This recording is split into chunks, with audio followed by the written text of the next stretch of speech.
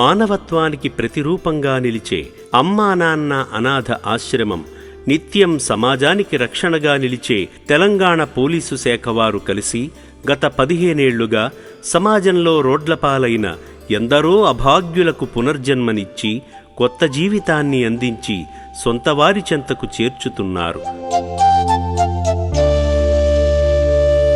అలా హైదరాబాద్ పోలీసులు చేసిన మానవతా సేవతో మరో అభాగ్యుడు సొంత గూటికి చేరాడు.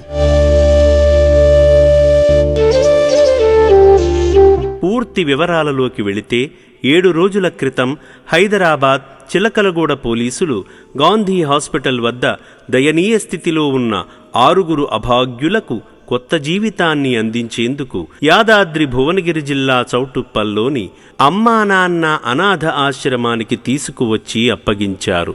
అందులో పిచ్చివాడిలా జుట్టు గడ్డాలను పెంచుకొని మాసిన బట్టలతో కనీసం నడవడానికి కూడా శక్తి లేక వాకర్ సాయంతో నడుస్తున్న ఈ అభాగ్యుడి పేరే సూరజ్ కుమార్.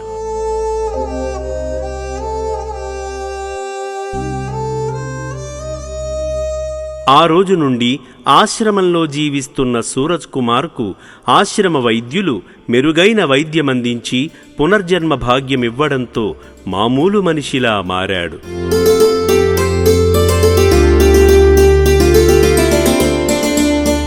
వైద్యులు సూరజ్ కుమార్ కుడికాలికి ఉన్న గాయాన్ని గమనించి రోజూ క్లీన్ చేసి డ్రెస్సింగ్ చేసేవారు.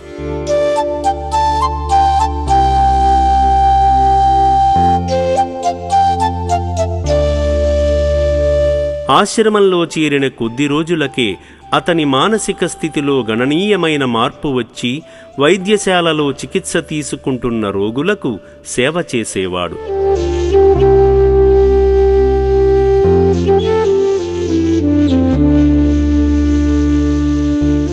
ఇప్పుడు ఆరోగ్యంగా చిన్న చిన్న పనులు చేస్తున్న సూరజ్ కుమార్ రక్షణాలయానికి చేరినప్పుడు నిస్తేజంగా కనిపించిన ఇతనేనా అని అనిపించక మానదు. తన చిరునామాను చెప్పడంతో ఆశ్రమ సిబ్బంది సూరజ్ కుమార్ను తీసుకుని నల్గొండ జిల్లా వేములపల్లికి బయలుదేరారు.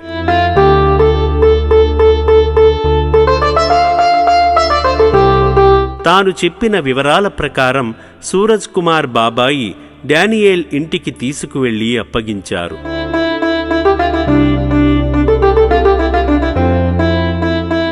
ఈ సందర్భంగా సూరజ్ కుమార్ బాబాయ్ డానియేల్ గారు మాట్లాడుతూ, సూరజ్ కుమార్ మా అన్న కొడుకని దాదాపు సంవత్సరం నుండి కనపడట్లేదని చెప్పారు.